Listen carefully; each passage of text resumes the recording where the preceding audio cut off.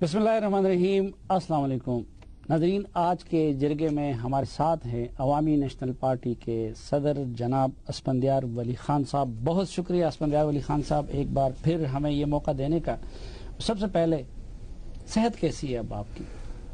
یہ بیماری بہت زیادہ لمبی ہو گئی اصل میں جب کمبینیشن سیفی صاحب بن جاتا ہے شوگر کا اور بلڈ پریشر کا تو وہ گڑبڑ کر لیتی ہے۔ کبھی بلڈ پریشر اوپر جاتا ہے تو شوگر نیچے آتا ہے، شوگر اوپر جاتا ہے بلڈ پریشر نیچے آتا ہے، اور پھر یہ ہے کہ بیچ میں کوئی 3 مہینے تو سیویئر ورٹیگو ہوتا مجھے، کبھی باتھ روم میں گرتا تھا، کبھی ادھر کبھی ادھر۔ پھر اس کے لیے گئے، انہوں نے کہا کہ یہاں سے لیزر آپریشن انہوں نے نہیں کیا کہ بلڈ آپ کا سپلائی جو ہے وہ کم ہے۔ تو اب ماشاءاللہ ورٹیگو تو نہیں، لیکن اس آپ کو پارٹی کے باقی دوست بھی کہتے ہیں، ہم بھی آپ سے ریکویسٹ کر رہے ہیں، شاہی سعید صاحب بھی آپ سے کہتے ہیں، یہ ہمارے باقی لیڈروں کو معمولی سا وہ ہو جاتا ہے تو وہ باہر جا کے بیٹھ جاتے ہیں علاج کے لیے۔ صاحب سے کہہ دو یار میں جب بیمار ہوں مجھے پیسے دیا کرے، میں چلوں علاج کے لیے۔ تو پیسوں کا مسئلہ ہے یا آپ مناسب نہیں سمجھتے؟ نہیں سلیم صافی صاحب، میں جب سنگاپور بھی جا رہا تھا تو شاہی سعید صاحب نے اپنی بیٹی کو یہاں ایک گھر دیا تھا، آپ نے دیکھا تھا، آپ آئے تھے وہاں ایک دو مرتبہ، تو وہ بیچنا پڑا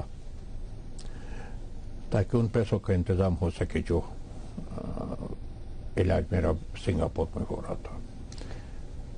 تو ایسٹس اس وقت میں جو ایسٹ تھی وہ بھی آپ نے دیکھی، وہ زمین جو بابا نے خریدی تھی وہ بھی میں نے بیچ دی، تو وہی ایسٹس بیچ رہا ہوں، اس پہ گزارا کر۔ تو حکومت آپ لوگوں نے خیبر پختونخوا میں کی تھی، سندھ میں تو ابھی تک شاہی سعید صاحب کی اس طرح حکومت نہیں آئی ہے، تو ان کے پاس پیسے اتنے زیادہ ہے نہیں، وہ تو اصل میں تو آپ لوگوں نے حکومت میں کچھ نہیں کمایا۔ شاہی سید صاحب تو حقیقتاً ایک اچھے بزنس مین ہیں، اور میں تو بزنس کے الف بے سے بھی واقف نہیں۔ مجھے یاد ہے دیر میں ایک جلسے میں، مشرف کے وقت دیر کے ایک جلسے میں نے کہا کہ بالکل کسی میں ہمت ہے تو ثابت کرے ایک پائی بھی اگر حرام کی میرے پاس ہو۔ تو نیچے کراؤڈ سے ایک بندہ اٹھا، اس نے کہا تیرے پاس حلال کا کون سا بہت ہے جو تو حرام کی بات کر رہے، تیرے پاس حلال کا نہیں ہے تو حرام کا کیا حساب ہم کرے تیرے ساتھ۔ تو یہ علیحدہ بات کے لوگ کوئی کہتے ہیں جی ہوٹلز ہیں، کوئی کہتے ہیں کیا ہے، بس لوگ ہیں ان کے۔ کہیں ایسا تو نہیں ہوگا نا کہ جس طرح نواز شریف صاحب بھی کہہ رہے تھے کہ میرا باہر کچھ بھی نہیں ہے، بعد میں ان کے وہ نکل آئے، خان صاحب کا بھی نکل آیا، پاناما کے اکاؤنٹس، تو پاناما میں تو آپ کا نام نہیں ہے، کوئی باہر پراپرٹی اگر نکل آئی کسی سٹیج پہ خدا نہ خواستہ تو پھر؟ میری بیوی، میرے بیٹے، میری دونوں بیٹیاں، کسی کے نام پہ باہر اگر 1 انچ جائیداد آئی تو یہ نہیں کہ مجھے ڈسکوالیفائی کرو، نہیں، مجھے پھانسی چڑھا دو، میں تیار ہوں۔ وہ شاہی سعید بہت تیز ہے کہ یہ سمجھے کہ یہ ان کا جو کچھ ہے یہ آپ لوگوں کا ان کے نام پہ آ گیا۔ اصل میں بات ہے یار، تیرا یار ہے، اب تو جانے وہ جانے، تو اس کے بھی آپ کے بارے میں کچھ خیالات اچھے نہیں ہیں۔ یہ آپ کی حکومت پھر اتنی بدنام کیوں ہو گئی؟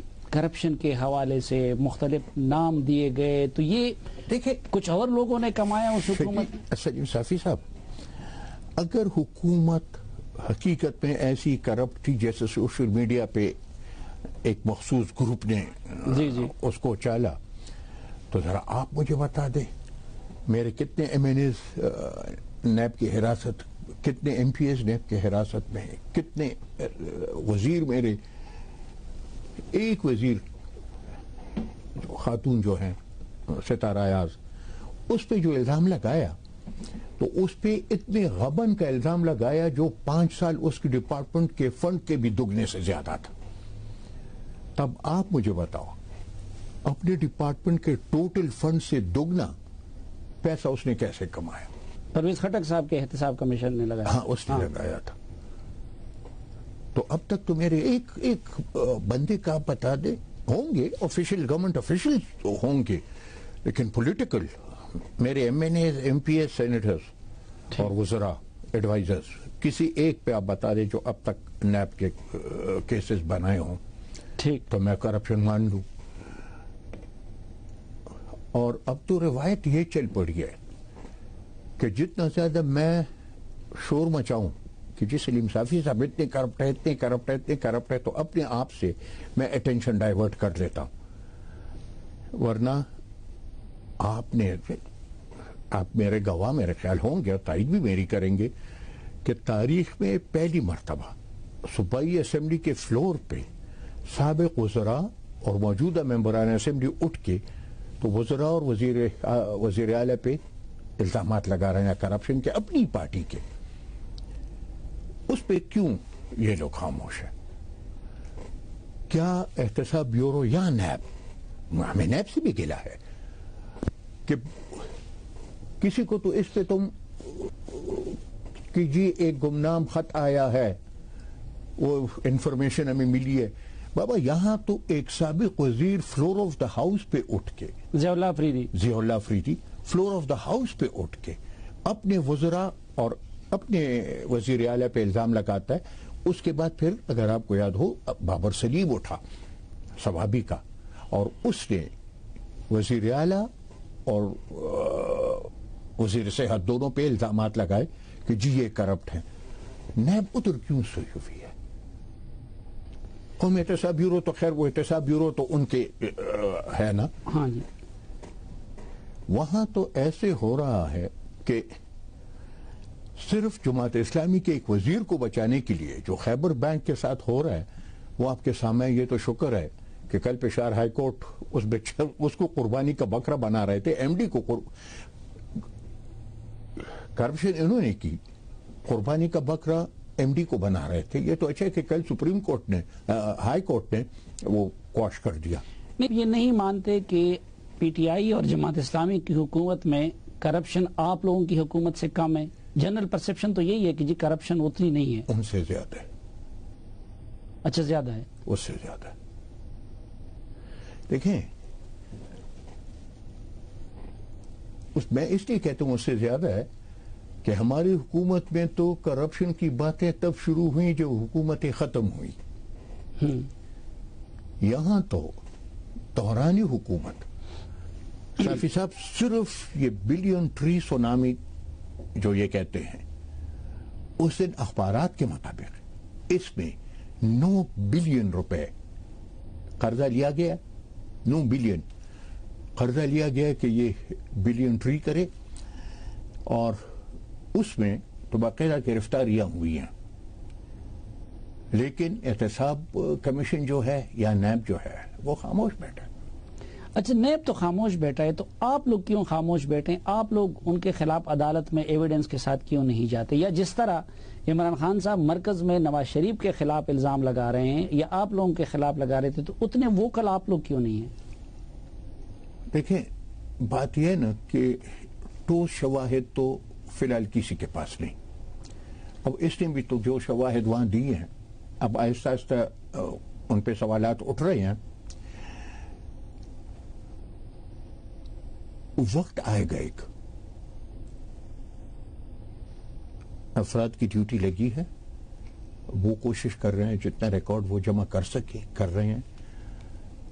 اس ایک کی تو ریکارڈ کی بھی ضرورت نہیں ہے یار. بینک آف خیبر کی تو ریکارڈ کی بھی ضرورت نہیں. وہ تو ایم ڈی نے خود اشتہار دیا ہے یار اخبار میں. اور ایویڈنس کیا ہو؟ اب اگر اس ایویڈنس پہ بھی نیب سوتی ہے اور احتساب کمیشن وہ تو خیر ان کے اپنے جیب کی ہے وہ تو اس پہ تو گلے ہی نہیں ہمیں. لیکن نیب اس اشتہار پہ کیوں ایکشن نہیں لے رہی؟ اور پھر اس کو ہٹانے کے لیے پھر جو پریشر ٹیکٹکس استعمال ہوئے تو چیف منسٹر مجبور تھا. اپنی حکومت اس نے بچانی تھی. بکرا بنا دیا اسے قربانی کا ایم ڈی کو. اب آج اطلاع یہ ہے کہ کل اس پہ بھی جماعت اسلامی بگڑی ہے کہ ہائی کورٹ کے ساتھ تم لوگوں نے پہلے سے بات کیوں نہیں کی کہ تم نے اس کو بحال نہیں کرنا. جب زرداری صاحب احتساب کا کوئی منصفانہ اور اکراس دا بورڈ سسٹم نہیں بنا رہے تھے تو آپ لوگ اس پہ بگڑے کیوں نہیں؟ آپ لوگوں نے ان کو مجبور کیوں نہیں کیا کہ وہ ایک سسٹم بنا دیتے؟ دیکھیں سسٹم صافی صاحب بہت سے سٹنگز ہماری ہوئی اس مسئلے پہ کہ ایک ایسا نظام بنایا جائے جہاں پہ کرپشن کا سوال ہی پیدا نہیں ہوتا. لیکن پاکستان کی جو بدقسمتی ہے وہ یہ ہے کہ اب پولیٹیشین جب آتا ہے پہلی مرتبہ وہ ایم این اے بنتا ہے یا ایم پی اے بنتا ہے یا سینیٹر بنتا ہے اور وزیر بن جاتا ہے تو اس سے تو یہ پتہ نہیں ہوتا کہ میری وزارت میں کہاں سے پیسہ ملے گا کہاں سے نہیں ملے گا. اور اگر صرف سیاستدان کرپٹ ہوتا ہے تو اس لیول پہ کرپشن نہیں پہنچتی جس لیول پہ پاکستان میں پہنچی. یہ تب پہنچتی ہے جب سیاستدان اور بیوروکریٹ یہ آپس میں مل جائے. ناظرین محترم اسفندیار ولی خان صاحب کے ساتھ کی خصوصی گفتگو جاری رہے گی لیکن ایک مختصر سے وقفے کے بعد.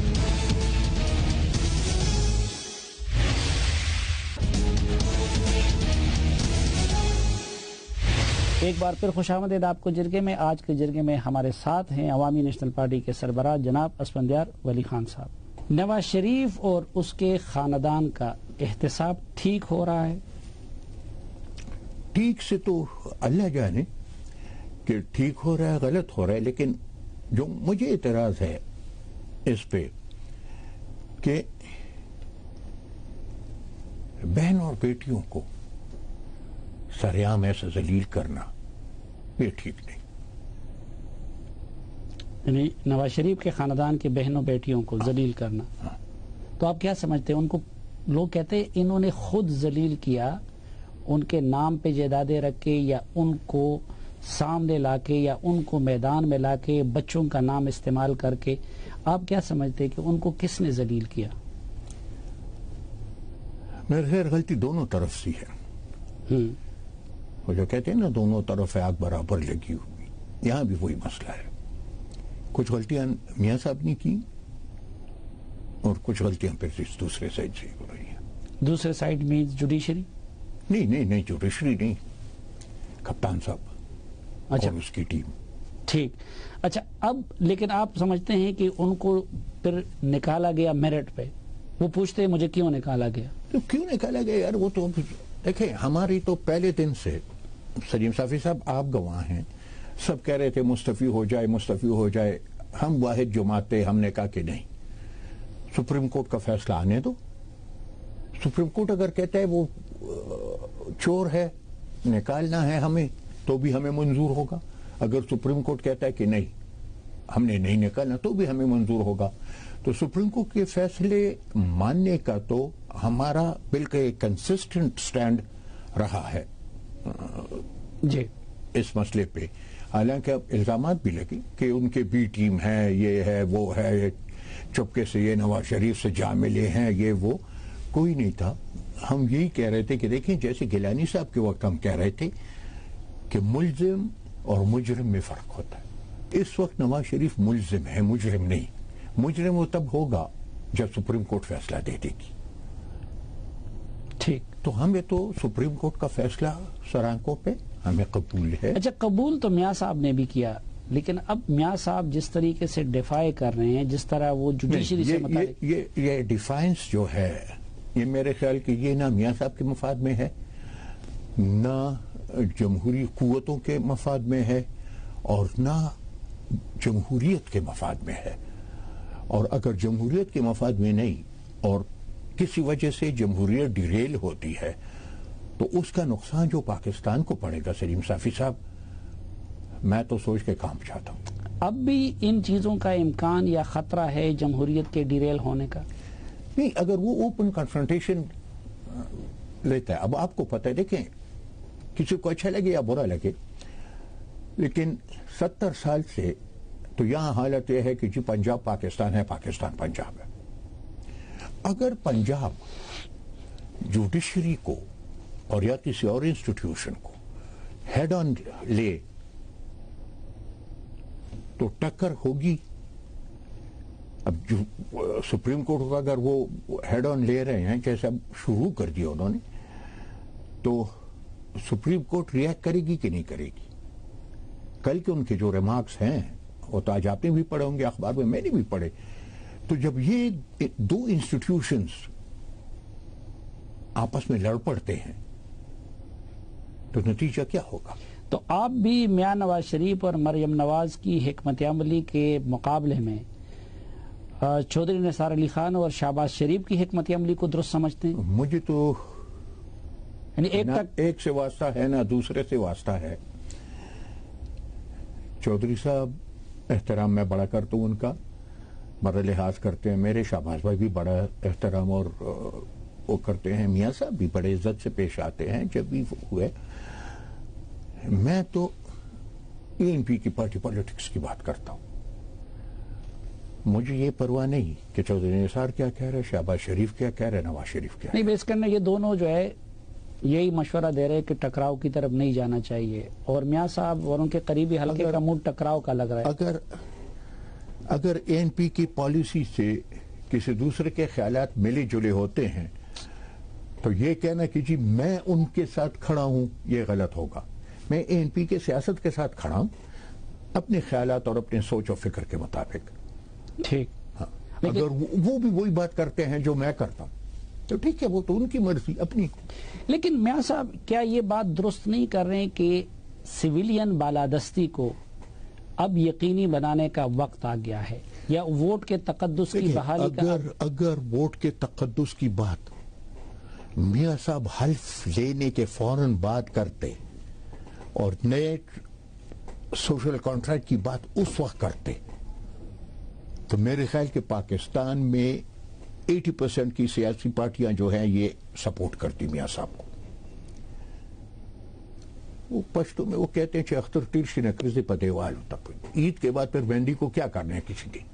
یعنی آپ سمجھتے ہیں کہ اس طرح کے ایشوز کو چھیڑنے کا یہ مناسب وقت نہیں ہے؟ گزر گیا میاں صاحب کے لیے, کم از کم گزر گیا. ہاں, نئی گورنمنٹ آتی ہے, نئی سرے سے معاملات شروع ہوتے ہیں, پھر بیٹھ کے ایک نیا سوشل کانٹریکٹ. لیکن نیا سوشل کانٹریکٹ بھی دیکھیں سلیم صافی صاحب افراد کا تو نہیں ہوگا نا. نئے سوشل کانٹریکٹ میں تو پھر تم نے صوبوں اور مرکز کے جو درمیان مسائل ہیں ان کو بھی سوشل کانٹریکٹ میں شامل کرنا ہوگا. فاٹا اور مرکز کے درمیان جو مسائل ہیں ان کو بھی انہیں ایکشن اس میں شامل کرنا ہوگا. پھر یہ ہے کہ جو نیا سوشل پلان بنتا ہے اس میں میرے خیال کہ سب سے زیادہ اہمیت اس کی ہوگی کہ ہم بیٹھ کے اثر نو تجزیہ کریں اپنے خارجہ پالیسیز کے اور اپنے داخلی پالیسیز کے. کیونکہ فی الحال اگر آپ نظر دوڑائیں, دیکھیں 4 آپ کے ہمسائے ہیں, 3 کے ساتھ آپ کے تعلقات ٹھیک نہیں. ہندوستان کے ساتھ ٹھیک نہیں, افغانستان کے ساتھ ٹھیک نہیں, ایران کے ساتھ ٹھیک نہیں. یہ آپ کے فورن پالیسی کی کامیابی ہے کہ ناکامی ہے؟ پھر ڈومیسٹک پالیسیز کے جو نتائج ہیں وہ بھی آپ لوگوں کے سامنے ہیں. آرمی پبلک اسکول کے بعد سب پولیٹیکل پارٹیز بیٹھ کے انہوں نے ایک نیشنل ایکشن پلان دیا. ہاں, میں یہ مانتا ہوں کہ نیشنل ایکشن پلان پہ عمل درآمد صرف مرکز کا کام نہیں تھا. مرکز اور صوبوں نے مل کے نیشنل ایکشن پلان کو امپلیمنٹ کرنا تھا. تو اگر میں سیدھا سادہ سوال آپ سے پوچھوں سلیم صافی صاحب کہ آپ کے مطابق کیا نیشنل ایکشن پلان کے پہ اس روح اور اسپرٹ سے عمل ہوا ہے جو آرمی پبلک اسکول کے واقعے کے بعد آپ کی بھی تھے اور میری بھی تھے اور پورے قوم کے تھے؟ نہیں, وہ تو نہیں ہوا, لیکن حالات کافی بہتر نہیں ہو گئے. جس طرح آپ لوگوں کے دور میں ہر جگہ دھماکے ہوتے تھے, آج کل وہ پوزیشن تو نہیں ہے. یہ دیکھیں انٹرنیشنل کرکٹ بھی واپس اس پہ کریڈٹ تو میں آرمی کو دوں گا. ہماری سیکورٹی ایجنسیز کا کام ہے, وہ ان کی وجہ سے وہ کم ہوئے. اگر تو جا کے وہ کریڈٹ کسی پولیٹیکل اینٹی کو دیتے تو آئی ڈس ایگری ود دیٹ.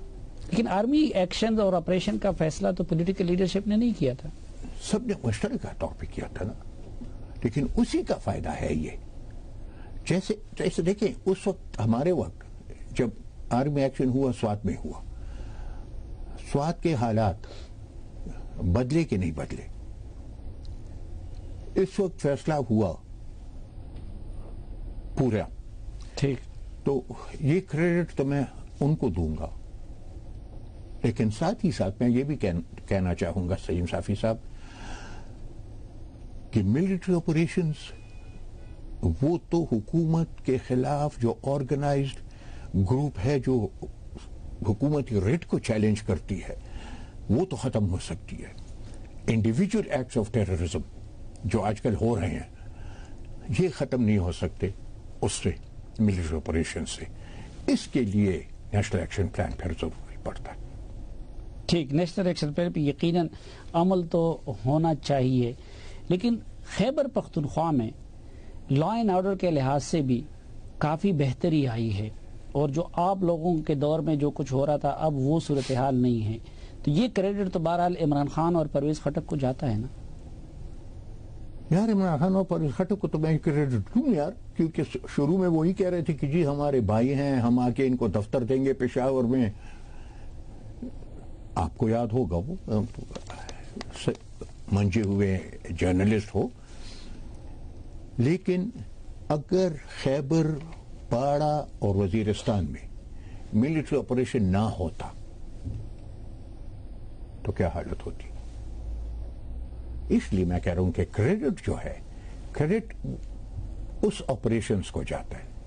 ایک بھی نہیں ہوا نا خیبر میں, خیبر 1 خیبر 2 باڑا میں ہوا, پھر نارتھ میں, ساؤتھ میں, ٹھیک, کرم ایجنسی میں. تو ارد گرد جو بیسز تھے تو وہ بیسز ان کے جو کمزور پڑ گئے. لیکن یہاں جو طالبانائزیشن ہوئی, جس طرح آپ نے فرمایا کہ ہماری خارجہ پالیسی ناکام ہوئی, قبائلی علاقے جو امن کا گہوارہ تھے وہ دہشت گردی کا گڑھ بن گئے, یہ ڈسکریڈٹ کس کو جاتا ہے؟ میں تو کہتا ذمہ ہوں کہ دار ہے؟ 2 بندوں کو میں زیادہ ڈسکریڈٹ کرتا ہوں, ایک کو بہت زیادہ, ایک کو کم فیصد. سب سے زیادہ ڈسکریڈٹ جو اس پورے مسئلے میں جاتا ہے وہ پرویز مشرف ہے, اور پرویز مشرف کے لیے یہ سہولت پیدا کرنے میں جنرل ضیاء الحق ہے کہ آپ کو پتہ ہے لاکھوں کی تعداد میں لوگ آئے, نہ کسی کا پولیس ریکارڈ, نہ کسی کو یہ پتہ کہ بندہ شریف ہے نہیں شریف, یہ قاتل ہے کہ نہیں ہے, یہ جواری ہے کہ نہیں ہے. وہ آئے, اور پھر جس طریقے سے امریکہ نے آرمز ڈسٹریبیوشن کیے ان لوگوں کو, اور جس طریقے سے پھر فاٹا کو دیکھیں, آج آپ فاٹا کو گناہگار ٹھہرا رہے ہیں, لیکن فاٹا کو تو اس وقت ہم نے, بائی ہم آئی مین اسٹیٹ آف پاکستان, کیا ہم نے فاٹا کو ایک لانچنگ پیڈ کے طور پہ استعمال نہیں کیا روسیوں کے خلاف؟ تو جب تم نے خود وہ لانچنگ پیڈ استعمال کیا تو اس کے کچھ نتائج تو بھگتنے ہوں گے. اچھا, فاٹا کے ساتھ یہ سب کچھ ہو سکتا تھا اور ہو سکتا ہے اس لیے کہ وہ سرزمین بے آئین ہے. بالکل, آپ نے بھی کر اس کو بلیک ہول قرار دے دیا. اب اگر یہ صورتحال رہی تو فاٹا مستقبل میں کسی اور شکل میں لیکن دوبارہ اس طرف جا سکتا ہے. اس کا گناہگار کون ہے کہ باوجود کمیٹی کی سفارشات کے, باوجود پارلیمنٹ میں معاملہ جانے کے, باوجود تمام میجر پولیٹیکل پارٹیز کی حمایت کے, باوجود فوج کی حمایت کے, فاٹا خیبر پختونخوا کے ساتھ مرج نہیں ہو رہا ہے؟ قصوروار اور گناہگار اور فاٹا کے لوگوں کا مجرم کون ہے؟ مجرم نمبر 1 تو میں کہتا ہوں مرکزی حکومت ہے, ٹھیک, اور مجرم نمبر 2 پھر وہ لوگ ہیں جو ڈکٹیٹ کر رہے ہیں مرکزی حکومت کو اور ان کو مجبور کر رہے ہیں کہ تم نے یہ کرنا ہے, یہ نہیں کرنا. ہمارے اپنے پولیٹیکل اینٹیز میں جو ہم نے اے پی سی بلائی تھی, جی, سب میجر پولیٹیکل پارٹیز تھیں, اور میرا خیال یہ آپ ضرور مجھے داد دیں گے کہ ہم نے ایک ایسی ایشو پہ اے پی سی بلائی تو مخالفین کو بھی بلایا جو ہمیں پتہ تھا کہ ان کے ایک پولیٹیکل سٹینڈ ہے. میں تو اس پہ داد دیتا ہوں کہ آپ نے چکزئی صاحب کی بلا لیا اور مولانا فضل الرحمان صاحب کی بھی بلا لیا. مولانا صاحب جب تقریر کرنے اٹھ رہے تھے تو مجھے کہتے کہ تیرے ساتھ میں نے آج حساب کتاب کر رہے. میں نے کہا مولانا صاحب الزام لگاؤ گے، جو بات میرے کہو گے، مجھے جواب دینے کا حق ہے. اور مجھے اچھا بھی نہیں لگا کیونکہ میں میزبان تھا. لیکن جب تاریخی حقائق مسخ ہوتے ہیں تو پھر تو اگر تو اس کرسی پہ بیٹھے میں یہاں بیٹھوں، میں تاریخی حقائق کو مسخ کروں تو سب سے پہلے تو ہی کانٹراڈکٹ کرے گا مجھے. تو سنائی، پہلے میں نے سنی پھر سنائی. جی لیکن ایک تاریخی حقیقت کیا یہ نہیں ہے کہ چونکہ آپ لوگ ٹرائبل ایریاز کو ڈیٹیچ نہیں کر رہے تھے افغانستان سے، آپ کا بھی نعرہ تھا لروبر ایک افغان کا. اس پہ میں ایک کلیریفیکیشن آپ کو دے دوں. جی ہم جو کہتے ہیں نعرہ تھا نہیں، نعرہ ہے کہ لروبر یا افغان. وہ یہ ہے کہ تو کاغذات مال میں، ذرا مجھے سلیم صافی صاحب بتا، تو کاغذات مال میں تیری قومیت کیا ہے؟ جی افغان ہے. افغان ہے. ہم قومیت کے نام پہ، وہ بھی افغان ہیں، ہم بھی افغان ہیں. نعرے کا بیس یہ ہے کہ لر اور بر کہ اوپر نیچے ڈیورنڈ لائن کے دونوں طرف افغان ہیں. باقی آپ ڈیورنڈ لائن کے اس پار کو پاکستانی سمجھتے ہیں اپنے سمیت، اور اس طرف افغانی سمجھتے ہیں. میں تو جلسوں میں کہہ چکا ہوں، ہماری پرابلم جو ہے صافی صاحب وہ یہ ہے کہ یہ میرا ملک ہے، پاکستان میرا ملک ہے، افغانستان از مائی مدر لینڈ. اب اس کو لوگ نہیں سمجھ پاتے. ملک کا تحفظ بھی مجھ پہ فرض ہے، لیکن اپنے مدر لینڈ کا تحفظ بھی تو مجھ پہ فرض ہے. لیکن وفاداری کا حلف تو آپ نے اس ملک کا اٹھایا. بالکل، میں نے اس ملک میں تو تمہیں کہہ رہا ہوں یہ میرا ملک ہے. اگر خدا نخواستہ دونوں کے مفادات میں کانفلکٹ آ جائے پھر اسفندیار ولی خان اسفندیار ولی خان کے آخری قطرے تک یہ کوشش رہے گی کہ اس کو ہم دور کریں. اگر دور نہیں ہوتا تو پھر تو میں پاکستانی ہوں یار، پھر تو یہ میرا ملک ہے. ہاں، میں اپنے ملک کو تو نہیں چھوڑ سکتا. آپ کے اے پی سی میں بھی اچکزئی صاحب نے بھی بار بار اس طرف توجہ دلائی کہ جی یہ بڑا نازک مسئلہ ہے، سنگین مسئلہ ہے، افغانستان ایسا ہو جائے گا. اور مولانا فضل الرحمان صاحب نے بھی اسپیشلی اس بات کی طرف توجہ دلائی کہ بھائی اس سے بڑا ایک خطرناک سلسلہ چل پڑے گا، افغان حکومت معترض ہوگی. اور یہ تو کیا فاٹا کے خیبر پختونخوا کے ساتھ مرجر پہ آپ لوگ افغانستان کی اس حساسیت کو نہیں سمجھتے؟ فخر افغان کے پوتے تو آپ ہیں. میں آپ کو ایک بات بتاؤں، آؤٹ آف کانٹیکسٹ بات کرنا تو ہے، وہ تو ہو جاتا ہے. اگر حقیقت پسندانہ بات ہو تو کیا چمن میں ڈیورنڈ لائن بارڈر نہیں ہے؟ تو چمن تو تمہارا سیٹل ڈسٹرکٹ ہے نا. جی، اور وہاں بھی سیٹل ڈسٹرکٹس ہیں. پرلی طرف قندھار ہے، اس طرف چمن ہے. اس پہ افغانستان کو کیا اعتراض ہے؟ ہاں وہ بھی جورے، وہ ایک جنگ تو چل رہی ہے. آپ کا کانسٹیٹیوشن جو ہے اس کے پہلے صفحے پہ پہلا وہ جو ہے اس میں ہے کہ FATA shall be a part of Pakistan.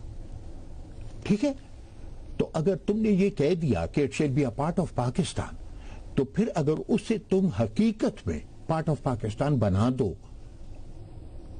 تو فرق کیا آئے گا؟ مجھے یہ سمجھ نہیں آتی.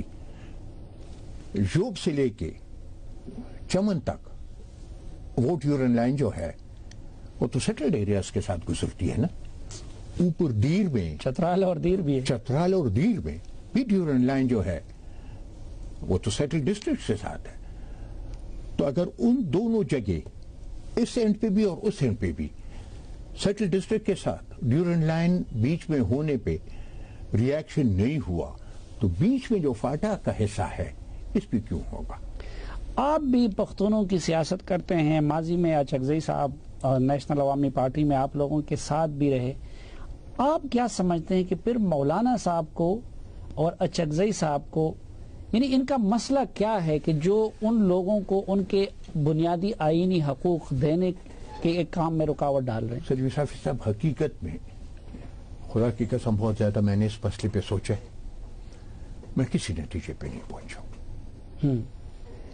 مولانا کے تو ایک حد تک سمجھ آ جاتی ہے لیکن ایک بندہ جو اپنے آپ کو پختون قوم پرست کہتا ہے اور جس کا نعرہ تھا بولا نتر چترال و زما پختونستان، چترال نظر بولانا پختون یو کا محمود خان، یہ دو نعرے وہ لگاتے تھے. اب وہ انگریزوں کی کھینچی ہوئی لکیر کا وارث کیسے بنتا ہے؟ یہ میرے بھی سمجھ سے بالاتر ہے. اس کو سمجھنے کی کوشش کریں گے ناظرین، لیکن ایک مختصر سے وقفے کے بعد. ایک بار پھر خوش آمدید آپ کو جرگے میں. اسپندیار ولی خان صاحب، لگتا ہے کہ امریکہ نے افغانستان کے حالات کے لیے قربانی کا بکرا پاکستان کو بنانے کا فیصلہ کیا ہے. آپ ڈونلڈ ٹرمپ کی، کیونکہ بہرحال آپ پاکستانی ہیں لیکن افغانستان کا بھی آپ ہمدرد ہیں، آپ فخر افغان کے پوتے ہیں، ڈونلڈ ٹرمپ کی پالیسی کو آپ کیسے دیکھ رہے ہیں؟ وہ افغانستان کے لیے بھی تباہی ہے اور پاکستان کے لیے بھی تباہی ہے. اگر ڈونلڈ ٹرمپ ایک سالس بن کے ایک رول ادا نہیں کر سکتا تو کم از کم پھر ایسی باتیں نہ کریں اور ایسی پالیسیز نہ اپنائیں جس سے یہاں آلریڈی جو آگ لگی ہے اس پہ تیل چھڑکی جائے. اس کے لیے تو یہ جو فورن پالیسی کی ہم بات کرتے ہیں نا کہ فورن پالیسی کی ری اسیسمنٹ ضروری ہے، ایک یہ بھی وجہ ہے. میں نے تو ایک مرتبہ یہ بھی تجویز دی تھی کہ جی چین صرف ثالث نہ بنے افغانستان اور پاکستان کے درمیان، چین ضامن بنے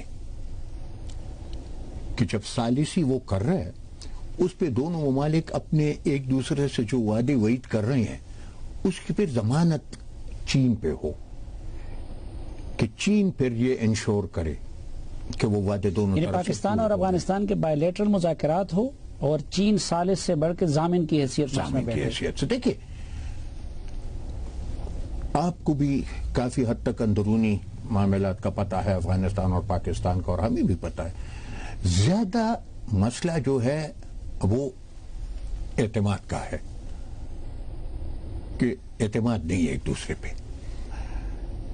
اس کے لیے کہ یہاں پر جب ہارٹ آف ایشیا کی کانفرنس ہو رہی تھی تو اشرف غنی صاحب نہیں آ رہے تھے. مجھے ریکویسٹ کی گئی، ہم گئے، منت سماجت جو بھی کی وہ آئے یہاں، اور یہاں جب جی ایچ کیو گئے، جی ایچ کیو سے جب واپس آئے تو میں جب پھر ملا تو بڑے خوش، بڑے مطمئن. بعد میں پتہ نہیں کہاں بات پھر بگڑ گئی.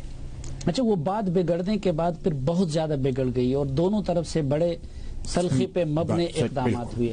اب آپ اشرف غنی صاحب کو کیا ایڈوائز کرتے ہیں اور پاکستان کو کیا؟ دیکھیں اشرف غنی صاحب نے تو اس دن بھی اگر آپ دیکھیں تو اس نے کہا کہ جی I am prepared for broader talks. تو اگر وہ کہتا ہے کہ I am prepared for broader talks, ٹھیک، تو اس طرف سے مثبت جواب ضروری ہے کہ ضروری نہیں. ٹھیک، پہلے تو اس نے ایک بیان دیا کہ جی میں بات چیت کرنے کو تیار ہوں، ٹھیک ہے. پھر یہ دوسرا بیان جو آیا تو کہتے ہیں کہ براڈ بیسڈ ڈائلاگ کے لیے تیار ہوں. تو پھر تو چاہیے اگر ایک فریق براڈ بیسڈ ڈائلاگ کے لیے تیار ہے تو دوسرا فریق اس سے فائدہ کیوں نہ اٹھائے. دیکھیں اگر اس پہ ہم بیٹھیں کہ جی کئی مرتبہ ہم نے کوشش کی، کوئی فائدہ اس کا نہیں ہوا، یہ مسئلے کا حل نہیں. اگر 0.001% بھی سلیم صافی صاحب امکان ہو کہ براڈر ڈائلاگ جو ہے اس سے یہ مسئلہ اگر مکمل طور پہ ختم نہیں ہوتا تو 50% کم ہوتا ہے، تو بھی دونوں قوموں کے لوگوں کا اپنے اپنی حکومتوں پہ اور اپنے اپنے ملکوں پہ یہ حق ہے ٹھیک کہ وہ اس میں جائے، بیٹھے، کوشش کرے. اچھا، اگلے الیکشن میں آپ کو کیا نظر آتا ہے؟ آپ پیپلز پارٹی کے اتحادی ہوں گے یا مسلم لیگ نون کے؟ ہم نے صاف واضح فیصلہ کیا کہ پری الیکشن کسی کے ساتھ ہم الائنس میں نہیں جا رہے. اچھا، الیکشن سے پہلے کسی سے الائنس نہیں کر رہے. الیکشن کے بعد پھر تو وہ تو نمبرز گیم ہوتی ہے، پھر دیکھتے ہیں لوگ کہ کہاں جا کے کہاں فٹ ہوتا ہے، کون فٹ ہوتا ہے، وہ تو پھر الیکشن کے بعد کی بات ہے۔ ایک افواہ یہ پھیلائی جا رہی ہے کہ شاید ٹیکنوکریٹ گورنمنٹ یا قومی حکومت الیکشن سے پہلے اس آپشن کی طرف چلا جائے۔ اگر اس طرح کی کوشش ہوتی ہے ٹیکنوکریٹ حکومت کی یا قومی کی، کیا رد عمل ہوگا آپ کا؟ ایک بندہ کانچ کی چوڑیاں گدھے پہ لاد کے لے جا رہا تھا، آگے ایک بدماش کھڑا تھا، ایک سر پہ جو بوری تھی اس بوری کو ڈنڈا مارا، کہتا کیا ہے؟ تو اس مالک نے کہا کہ جی ایک ڈنڈا پرلی طرف مار دو تو کچھ بھی نہیں رہا۔ اس وقت اس پروسیس سے ہم گزر رہے ہیں اور جو حالات ہیں ہمارے، اس میں تو ٹیکنوکریٹ گورنمنٹ کا تصور جو ہے وہ بھی میرے خیال پاکستان کے ساتھ زیادتی ہے۔ آپ کے مسائل پولیٹیکل ہیں کہ ٹیکنیکل ہیں؟ بیسک تو میرے خیال پاکستان میں فقدان ہے پولیٹیکل پارٹیز، بالکل میں اپنی کمزوری بھی مانتا ہوں، پولیٹیکل پارٹیز وہ رول نہیں ادا کر پا رہی جو پولیٹیکل پارٹیز کو ادا کرنی چاہیے، پارلیمنٹ وہ رول نہیں پلے کر رہا جو پارلیمنٹ کو پلے کرنا چاہیے۔ اگر پولیٹیکل پارٹیز اور پارلیمنٹ صحیح معنوں میں اپنا اپنا رول پلے کریں تو میرے ہر کوئی ضرورت نہیں ٹیکنیکل۔ -3 کی بات ہو رہی تھی، ایک تو مائنس ہو گئے، کوئی اور آپ کو مائنس ہوتا ہوا نظر آ رہا ہے؟ دیکھیں میں تو یہ سمجھتا ہوں کہ یہ ایسے مائنس جو ہیں یہ ایفیکٹو نہیں ہوتے، گراؤنڈ پہ ایفیکٹو نہیں ہوتے۔ تو آپ کو لگتا ہے کہ نواز شریف اس کے بعد بھی سیاست میں زندہ رہیں گے؟ نہیں، اگر نواز شریف نہیں رہتے اس کی پارٹی رہے گی۔ دیکھیں میں کسی طور پہ نواز شریف کو بھٹو صاحب کے لیول کا نہیں سمجھتا، لیکن پیپلز پارٹی کے ساتھ کیا کچھ نہیں ہوا، لیکن بھٹو مت ختم نہیں ہوا، آج بھی بھٹو مت زندہ ہے، حالانکہ میں خود بھٹو مت سے اگری نہیں کرتا، لیکن یہ ایک حقیقت ہے کہ وہ زندہ ہے۔ تو یہ زبردستی مائنس کرنا جو ہے عوام کے ذہنوں سے، وہ مائنس نہیں ہو سکتا۔ آپ نے ابھی یہ فاٹا کے ایشو کو بر وقت لیا ہے، اس پہ لیڈرشپ کو اکٹھا کرنے کی بھی کوشش کی ہے، آگے کا آپ کا کیا لائے عمل ہے؟ آج تو وہ قرارداد آپ کے پاس ہے، آج کا کے بعد کا لائے عمل تو میں ابھی آپ کو اس لیے نہیں بتا سکتا کہ یہ تو جو پارٹیاں جن کا آپ نام لے رہی ہیں کہ یہ پارٹیاں ہیں، تو وہ پارٹیسپیٹنگ پارٹیز جو ہیں ان سب نے مل کے یہ فیصلہ کرنا ہے کہ ہم نے کیا کرنا ہے کیا نہیں کرنا۔ لیکن کبھی کبھار حالات آپ کے کندھوں پہ ایسی ذمہ داریاں ڈال دیتا ہے جو تم چاہے یا نہ چاہو تو وہ ذمہ داریاں پوری کرنی ہوتی ہے، اور وہ یہ آج جو فاٹا کے پارلیمنٹیرینز نے اکتوبر میں مارچ کا کال کر دی ہے، اب لازماً جیسے میں نے آج اس بھی کہا، میرے اپنے حلقے میں 40-45% ممند ہیں، میرے صوبے کے پاپولیشن میں جتنے قبائل ہیں، فاٹا میں نہیں سیٹلڈ ایریاز میں جتنے قبائل ہیں اس کا اندازہ آپ کو پتہ ہے، آپ بھی ان میں سے ایک ہیں جی۔ تو اگر آپ سب یہاں نکلتے ہیں اور ہم پولیٹیکل انٹیٹیز گھروں میں بیٹھتے ہیں تو کیا یہ آپ لوگوں کے ساتھ زیادتی نہیں ہوگی؟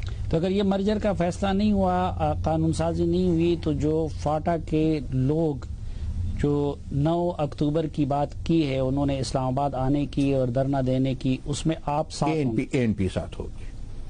بہت شکریہ جناب اسفندیار ولی خان صاحب۔ شکریہ آپ کا سلیم۔